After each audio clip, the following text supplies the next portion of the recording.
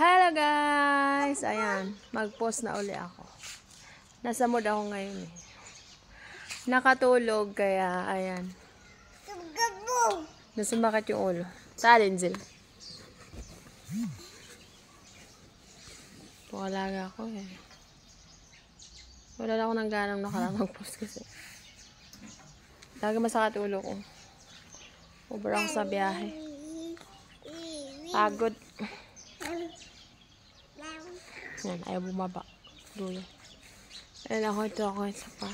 Natulog ako kanina kaya wala sakit ng ulo.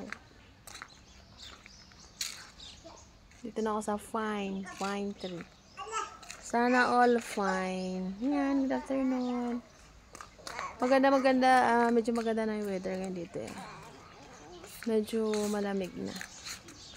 September na kasi, magtataglamig. Kaso ilang buwan lang yung lamig. Init na naman.